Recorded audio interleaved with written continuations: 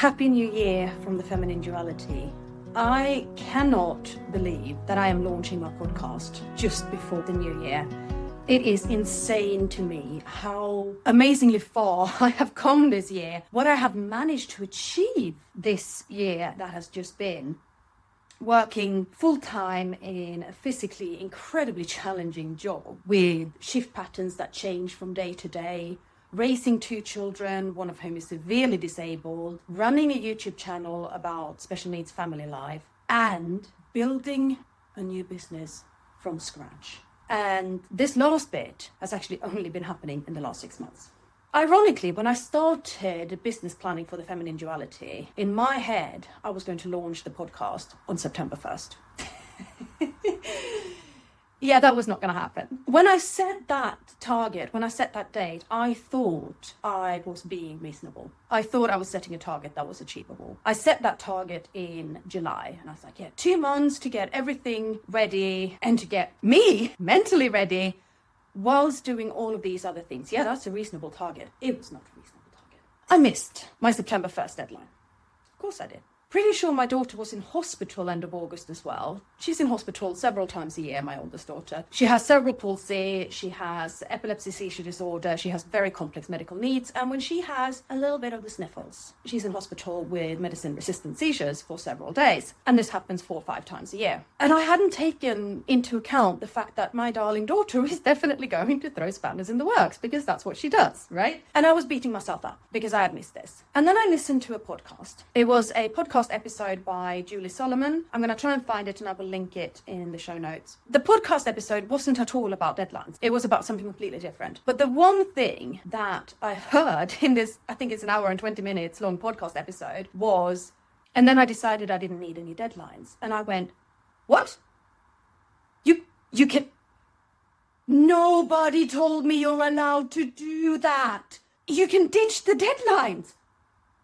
Who knew? My entire life, in my corporate career and even in my retail career right now, I have been taught that all your goals have to have a deadline. They have to have a timeline. I'm sure you've all heard about SMART goals, and the T in SMART stands for time. You know, you have to set a date. If you don't set a date, you will not achieve it. And I set dates.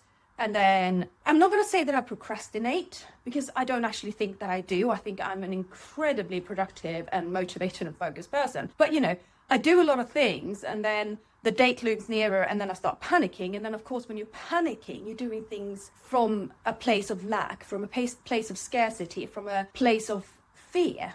And you never do a good job from there, right? So I ditched the deadlines. I went, fuck it, not happening. I'm not putting a single deadline on this. There are a lot of deadlines I can't ditch because unfortunately society put deadlines on me as well, right? I have a time and a day when I start work. That's a deadline I can't do anything about. I have specific dates when I have my children. Those are deadlines I can't do anything about. But building my business was a deadline, or several deadlines, that I could go, no, I'm not putting a deadline. I'm not putting that pressure on me. And you know what happened? I have progressed so much more since I ditched those deadlines. Creating a podcast is not just about making up a list of things that I want to talk about. Even if I have a list of over 50 potential podcast episodes, I have a year's worth of podcast episodes on a spreadsheet. That is insane. But you also have to have an RSS feed. You need a podcast host. You need artwork, you need a title, you have all of these things that need to build the foundation before you can put your voice out there. I can put my voice out there. I've been doing it for almost 7 years now in Parent XP, my special needs family vlog. That I have no issue with. Appearing on camera or appearing in audio, not my problem. But the technology basis underneath it, building all of these foundational stones. I have no idea where this sentence is going. No, I know where the sentence is going. I just have no idea to get there. See, foundations. Those were things I didn't know about. And some parts have been incredibly frustrating. Getting my email marketing provider to speak to my domain name, never thought that would be so difficult and require so many hours, but it has. But I got there, and I'm so proud of myself. And so I sit here at the end of 2025, and I look back on the year that has been, and I'm dreaming about the next year to come. I don't set New Year's resolutions because I do not believe in them. And now science is backing me. It's incredibly reassuring to have research saying 80% of New Year's resolutions have fallen by the wayside by February. Yeah, I've known that. I've known that since 21-year-old Tova said on New Year's Eve, I promise to never make another New Year's resolution again in my entire life. And now there's research backing me. There is also research saying that people in our age group, 45 and plus, are the least likely to make New Year's resolutions. And I think it's the same thing. We know New Year's resolutions don't stick. We know that stressing yourself into weight loss or fitness or not drinking in January is not the time for it, okay? And this is the thing, right? The winter solstice was December 21st. That's when the year turned. That's when the days start getting longer. January is still very dark and very cold and very tough. That is not the time to go out all guns blazing and change who you are. And that's not what I'm talking about today. Instead, I have a little ritual every year that I do to reflect on the year that's been and to look ahead to the next year and dream about what I would like the next year to bring in. I call it my end-of-year rebellious ritual. I have created a Google document for you that you can download. There is a link in the description of this episode, and you can go through it on your own with a pen and paper or fill it in the actual Google document that you're getting a copy of. And once you have downloaded it and you've filled it in, keep it and look back on it throughout the year. Because the things you write in there about the year to come are not set in stone. They're not resolutions. They're not promises. They are wishes, they are dreams, and things change. The prompts in this end-of-year ritual are both to look at everything that was amazing, but also to look at the things that perhaps you're not so proud of, or the things that happened this year that hurt. And I'm pretty sure there were a lot of things that happened this year that hurt. For the spiritual amongst my listeners, hi, me too. I'm half woo-woo, half pragmatist. And this is my woo-woo side coming through. 2025 was a fascinating year. In numerology, it was a 9-year. And 9 years are years of endings. A 9-year closes things off. In Chinese mythology, it was the year of the snake.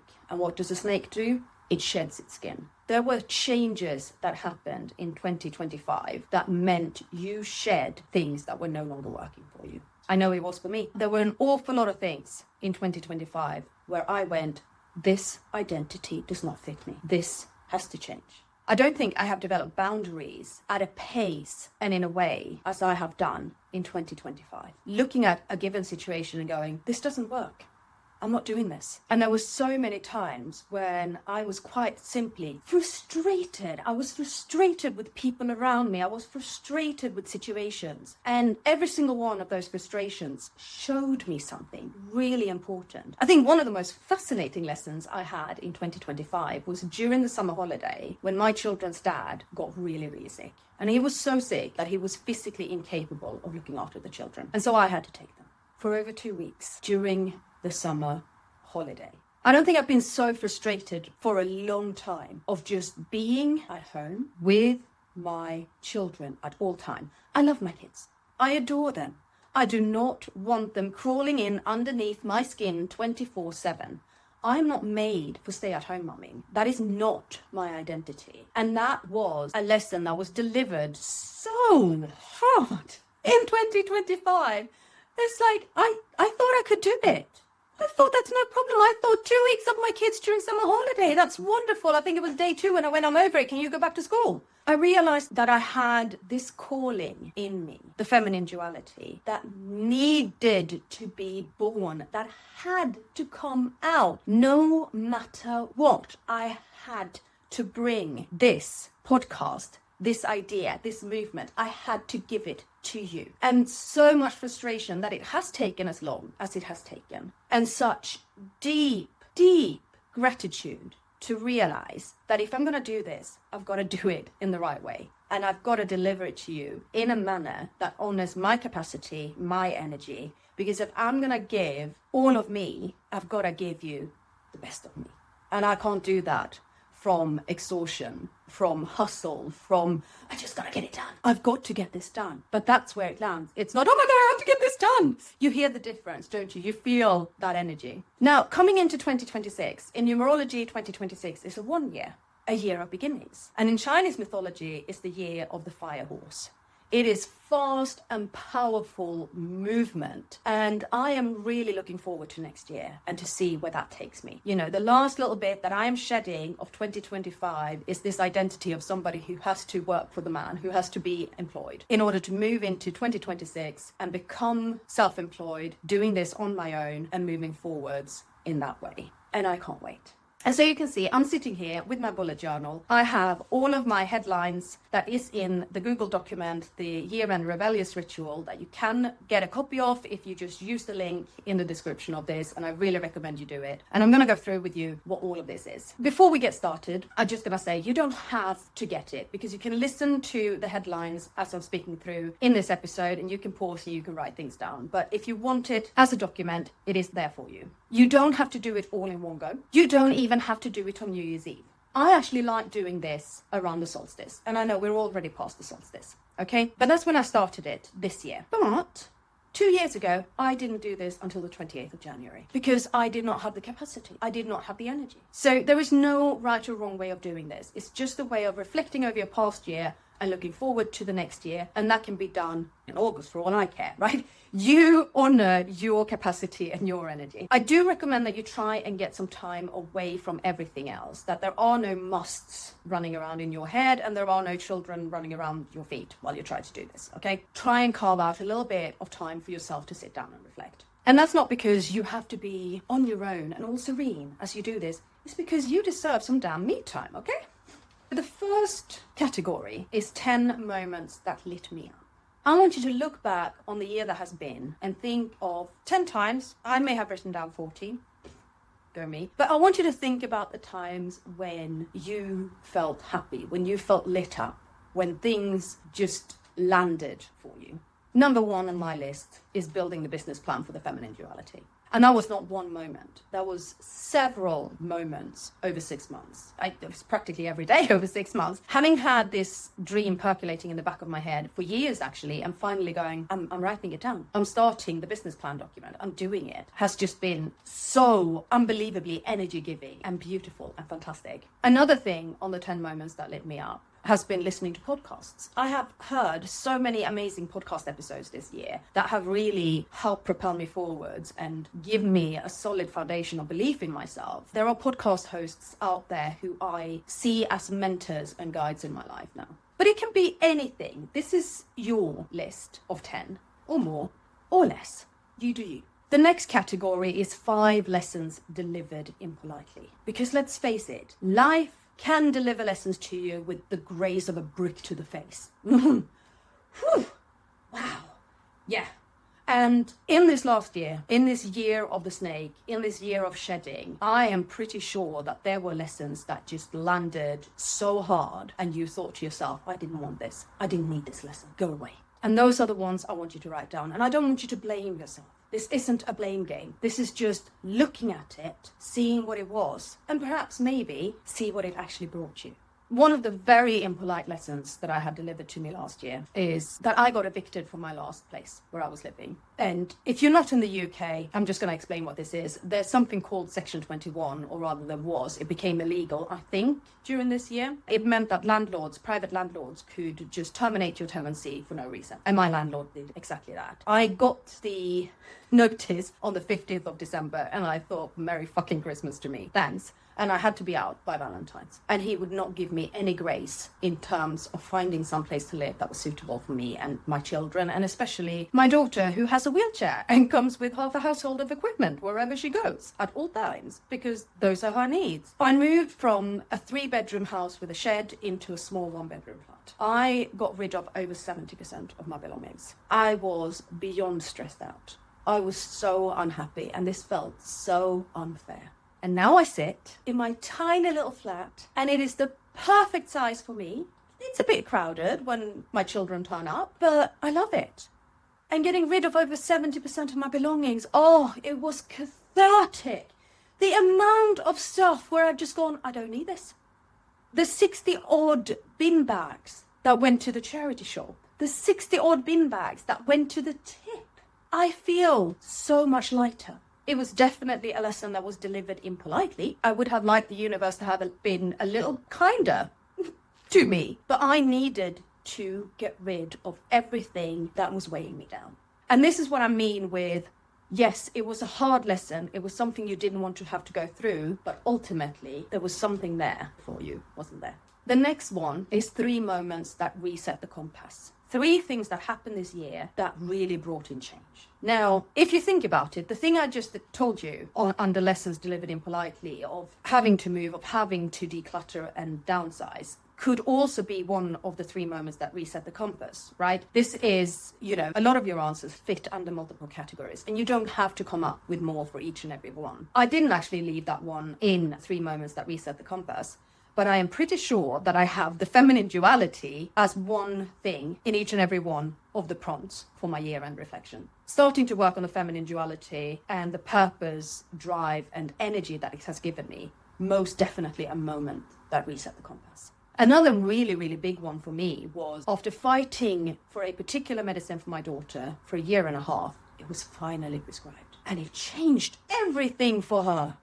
Suddenly, her seizure presentation halved and she stopped throwing up every day. I'm sorry, you don't need to know that, but it was massive. And I had been fighting for 1.5 years with her doctor to get this medicine prescribed. It gets prescribed and her health just improved vastly, so much. Is that something that reset the compass for me? Yes. Yes, absolutely. Because it reset the compass for my daughter, and everything that makes her life better is good for me. The next prompt is 3 priorities that actually mattered. What were 3 things that you poured your time and energy and yourself into that were really important to you? Where did your energy lie this year? What were the things that you really, really focused on? Guess what's in there for me? But also, one item on my list was my time, my space, my sanity, my boundaries. I have done so much work on myself this year, and I am so glad I have. Lots of my mental and emotional energy has gone on that. It has really been a priority for me this year. I didn't set out for it to be, but it has been, and it has been amazing. Next one is 3 things I lost sight of and would like to get back. We get so lost in the business of everyday stuff, of just getting our kids to school and getting dinner on table and getting to work on time and doing the laundry and all of these things. We get so lost in the normal day-to-day life that there are things that we know we love, we know we want to do, but we just don't prioritize them. I just want you to reflect on what those things might have been. What did you lose sight of this year that was actually kind of important to you? And then the next prompt, and I really like this one. This is one of the funnest, is that a word? The one that I think is the most fun and I really enjoy writing quite a lot about. And it is the time when my energy fit just right. Can I think of one time this year when I just felt in flow, when I felt energetic but not hyper, when I was satisfied? What was that time? And the next one, not so fun, but important. And again, I don't want you to kick yourself about this. I don't want you to tell yourself off about this. I just want you to reflect on it. When was the time I betrayed my capacity? When was I pushing through what I didn't have capacity for? What have I been doing that didn't feel right? And for me, there were so many this year. But each and every one of them showed me a part of me that I need to work on. And this is the thing, don't blame yourself. Reflect on it and see, well, what did it actually give me? And finally, and if you're watching this on video, you can see that I haven't written anything there yet. I will do, but this is one I really want to take my time over. 10 things I am ready to create, claim, and call in. And now we are looking here, as I say, not at New Year's resolutions. We are looking at aspirations, dreams, and these can be practical things. One very practical thing on that list is going to be 10,000 subscribers to my special needs YouTube channel. I am so close, and I know it will happen next year. It will just be amazing. Another very practical thing is going to be keep going with the feminine duality. But there are also things that are a lot more esoteric in nature. I want to be a calm, present, and happy mom when my kids are here. I don't want to go through my motherhood frazzled, stressed, snappy, irritated. When my children are with me, I want to enjoy them being with me. I have done so much inner work on myself this past year, and that is something that I want to keep doing going forwards into 2026. I know that this Year-End Rebellious Ritual is part of it, and those are the kinds of things that I write down. Are the 10 things I'm ready to create, claim, and call in. And this list, as I say, again, I'm just going to stress this, it is not resolutions. It is not final. I didn't start to work on the feminine duality in January last year. It didn't even exist in January last year, except as part of a little niggly thing in the back of my head that kind of kept saying, there's something here. You've got something. You need to do something. I started working on it in June. In June, my mind, or possibly the universal energy, said, you can't ignore this anymore. It has to happen. But when I did my year-end ritual last year, it wasn't there. It was not on the list. So it isn't set in stone. You don't have to plan your entire year in January. But I think this New Year period is a really beautiful time to reflect and dream and aspire. And that's what I'm inviting you to do.